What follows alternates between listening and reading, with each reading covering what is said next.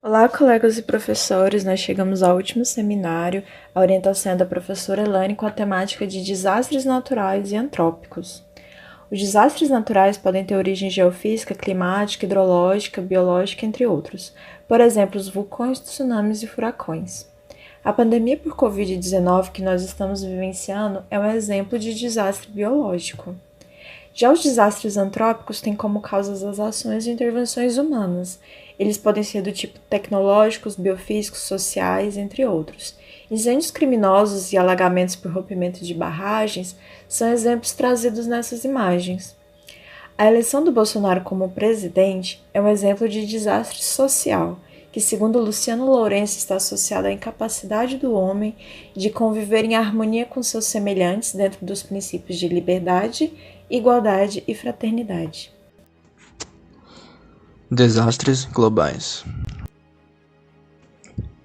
A indústria petrolífera. As principais formas de contaminação geralmente são resultado do mau comportamento do homem com a natureza. E já ocorreram vários vazamentos de petróleo no ambiente marinho nas últimas décadas, mas acredito que o pior da história foi o que ocorreu no Golfo do México, que levou 3 meses mais ou menos para ser contido, e o derramamento de petróleo, cerca de 5 milhões de barris, com mais de 1.500 quilômetros de extensão ali no território norte-americano, ocorreu após a explosão da plataforma em 20 de abril de 2010 e foi considerado sem precedentes. O efeito dos vazamentos são presentes até atualmente, e os compostos químicos do petróleo são encontrados inclusive em animais, em alguns ovos de pássaro da região também estão presentes. E esses acidentes geralmente eles são mais comuns ali nos navios que fazem esse transporte, em uso de embarcações que não estão preparadas para fazer esse transporte, em explosões dos poços, que também é relativamente comum, na própria corrosão nos dutos, na utilização da água do mar para fazer lavagem desses tanques e também para balancear o peso dos tanques quando eles não estão levando nada. E obviamente depois eles costumam depositar de volta aí essa água contaminada no mar. E sobre o impacto ambiental, os impactos ambientais causados pelo derramamento de petróleo são incalculáveis, né? A mancha de petróleo que se propaga pelo mar, além de contaminar a água, ela mata milhares de aves, peixes, corais e ainda cria uma camada ali em cima da água que impede troca gasosa entre a água e o ar, né? Assim como a penetração de luz, né? O que impede fotossíntese realizada pelas plantas, algas e tudo mais. E mais recentemente, em 2019, tivemos o derramamento aqui na costa do Nordeste, né? Que foi considerado até agora o pior desastre ambiental brasileiro. Que no caso do Brasil ainda teve somado aí essa tragédia o descaso e despreparo de algumas autoridades, né? Que amplificaram os danos socioambientais na região e com efeitos que certamente ainda serão notados por muito tempo, né? Tem também o impacto social, né? As comunidades ali da região que dependem da pesca e do turismo para sobrevivência mesmo. E problema de saúde, que também pelo contato direto ou até mesmo direto com o petróleo ou o vapor, né, do petróleo cru, como no caso do Brasil. E o consumo, claro, de peixe e fruto do mar contaminado. No dia 11 de março de 2011, um terremoto de magnitude 9 gerou um tsunami de até 14 metros que chegou ao Japão. A usina nuclear de Fukushima foi atingida. O resultado foi o derretimento de reatores e um acidente nuclear de classificação 7, o maior valor já registrado graças à grande liberação de radiação. Esse é o estudo de casos de um desastre do tipo misto, causa natural e antrópica. Os acidentes deixaram mais de 15 mil mortos, 2,5 mil pessoas desaparecidas e mais de 6 mil feridos. Os principais contaminantes liberados no meio ambiente foram o iodo, telúrio, césio, xenônio e criptônio. Até 20% desse material ficou nas próprias terras do Japão, enquanto 80% foram para o Oceano Pacífico. Entre 2011 e ao menos até 2013 foram relatados o lançamento de cerca de 300 toneladas de água contaminada diariamente no Pacífico. Depois, levada pelas correntezas, ventos e marés, a água radioativa chegou aos demais oceanos. Na imagem, vemos a projeção da contaminação atingindo o Canadá e os Estados Unidos. Foram encontrados vestígios da contaminação em vinhos produzidos na Califórnia. 30% da província Fukushima foi contaminada. O governo do Japão relata que não houveram mortes e adoecimentos em decorrência da contaminação. No entanto, a população da região diminuiu em 200 mil habitantes. Há um aumento do risco de câncer de tireoide e as pessoas vivem com medo. O estresse causado pela insegurança também é fator de risco e seus efeitos na saúde não podem ser menosprezados. No entanto, não podem ser facilmente quantificados. O governo japonês gasta 20 bilhões de dólares por ano nos esforços de descontaminação e reestruturação. A produção de energia nuclear parece viável e um bom negócio por ser considerada economicamente mais lucrativa. Mas fica a questão, vale realmente a pena? O Japão agora aposta em usinas eólicas e geotérmicas para chegar a 100% de energia limpa até 2040. E fica a lição. Desastres regionais. Boa tarde a todos. Antes de iniciar a descrição do desastre de Goiânia, é importante mencionar que o césio foi descoberto em 1860. Ele não existe na natureza e é um subproduto do urânio. É um metal muito tóxico e radioativo que emite raios alfa. Sua utilização ocorre nos aparelhos de radioterapia. Ele tem a capacidade para transformar energia luminosa em energia elétrica, compõe células fotovoltaicas e é empregado na cura de neoplasias. O desastre de Goiânia é conceituado como um desastre antropogênico, resultado de dois fatores principais: falta de fiscalização e informação. Encontrado o equipamento no Instituto Goiano de Radioterapia, Wagner Mota e Roberto dos Santos deram início à contaminação. Devaí Alves Ferreira, dono do ferro velho, comprou a peça, retirou o pó branco luminescente que continha e o armazenou dentro de casa. Devaí, amigos e vizinhos começam a ter os primeiros sintomas: náuseas, tonturas, vômitos e diarreias. Leide das Neves brinca com a substância e acaba ingerindo uma parte. Odesson, um dos irmãos de Devaí, dirigiu um ônibus sem saber que estava contaminado. Hospitais entraram em alerta com a grande quantidade de pessoas com os mesmos sintomas. Maria Gabriela, esposa de Devaí, suspeita do pó e o leva para a vigilância sanitária.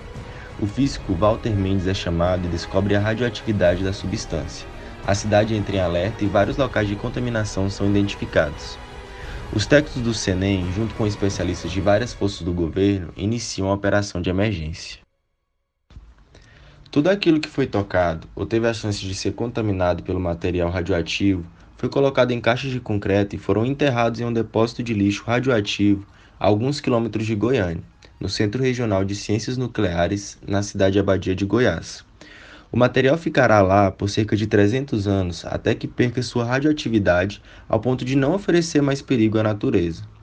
Hoje, cerca de 1.200 pacientes são tratados no Centro de Atendimento do Radioacidentado.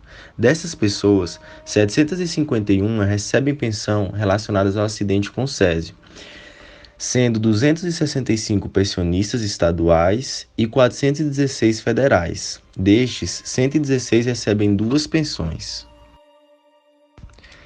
A desinformação e o despreparo que ficaram evidentes com a tragédia ocorrida na capital goiana trazem à tona a preocupação se o país estaria preparado para lidar com um acontecimento em proporções maiores, como a explosão de um reator em uma usina nuclear igual ao que aconteceu na usina de Fukushima, no Japão.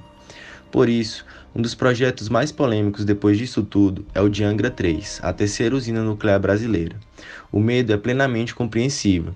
Se em Goiânia tudo aconteceu por causa de 19 gramas de césio, imaginemos o caso de uma explosão em Angra, onde toneladas de césio, plutônio e outros elementos seriam espalhados por aí.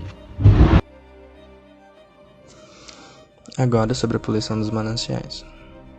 Os mananciais, que também são conhecidos como mina d'água, olho d'água ou nascente, é a fonte de água doce superficial ou subterrânea que pode ser usada para consumo doméstico, após tratamento, e para desenvolvimento de atividades econômicas. Os mananciais são os únicos locais em que a sociedade pode conseguir água para suas principais atividades e para a sobrevivência. Logo, mantê-los em qualidade e quantidade adequada é fundamental para o desenvolvimento, manutenção da saúde e o bem-estar social. E claro, como um exemplo, de poluição dos mananciais, a gente não poderia deixar passar o rompimento da barragem Mariana, que ocorreu na tarde de 5 de novembro de 2015, no subdistrito de Bento Rodrigues, a 35 quilômetros do município brasileiro de Mariana, em Minas Gerais.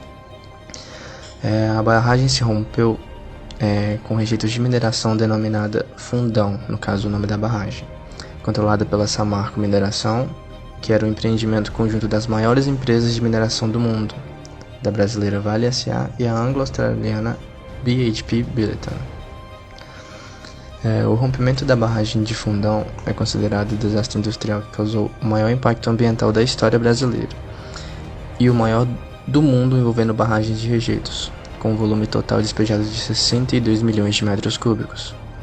A lama chegou ao Rio Doce, cuja bacia hidrográfica abrange 230 municípios dos estados de Minas Gerais e Espírito Santo, muitos dos quais abastecem sua população com a água do rio.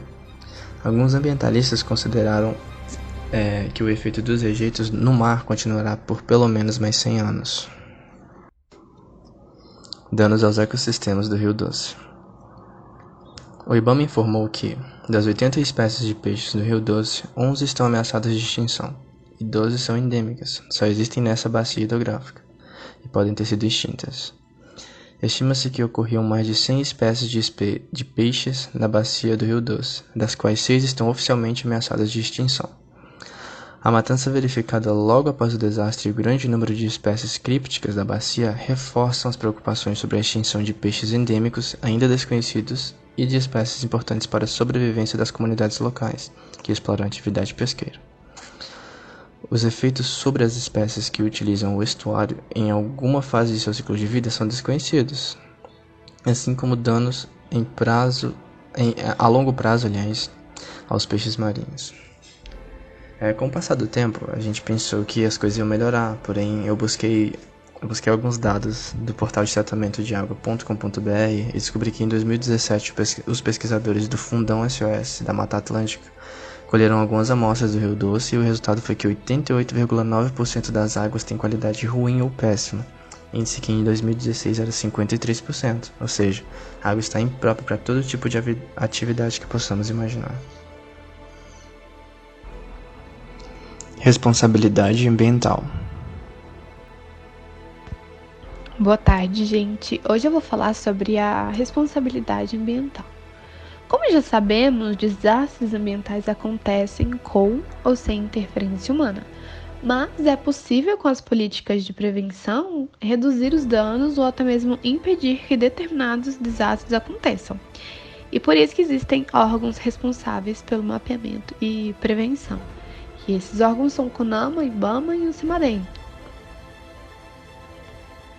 Agora eu vou falar sobre o Centro Nacional de Monitoramento e Alerta de Desastres Naturais, o CEMADEM.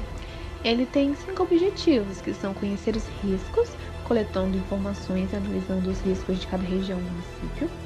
Desenvolver o sistema de monitoramento e alerta, isso é feito pelo monitoramento de satélites, radares, bionômetros. A educação ambiental, a difusão e comunicação para saber se quem está em situação de risco sabe que está em situação de risco. A capacidade de resposta, que é o que pode ser feito para melhorar a situação. Além disso, o CEMADEM ele tem mapas interativos que você pode saber na região norte, quais são os riscos geológicos, riscos hidrológicos, região nordeste, cada região, de cada município tem quais os riscos, os tipos de riscos, o que ajuda muito na informação. E agora eu vou falar sobre as ações, o que deve ser feito. Primeiramente, instalação de aparelhos e estações de monitoramento, como radares, pluviômetros, sensores de deslizamento, sensores de umidade do solo, estações agrometeorológicas e estações hidrológicas. Além disso, as obras de prevenção também, como as contenções de encosta, contenção de cheias, barragens, as drenagens e adutores, o que diminui bastante as chances de acontecerem desastres. E, além disso, a instalação de sistemas de alerta, que ajuda a população que está naquela região saber para onde tem que ir e quando tem que ir, quando acontecer algum desastre, quando for acontecer algum desastre. E os programas de educação também, que também ajuda há muitos desastres naturais que acontecem devido à ação humana, no futuro eles não aconteçam mais. Para isso que seria importante os programas de educação ambiental. E também as respostas, a capacidade de resposta dos órgãos públicos sobre cada situação. Se acontecer um enchente, saber o que deve ser feito para diminuir os impactos. Isso daí é uma obrigação do governo. E é isso. Obrigada.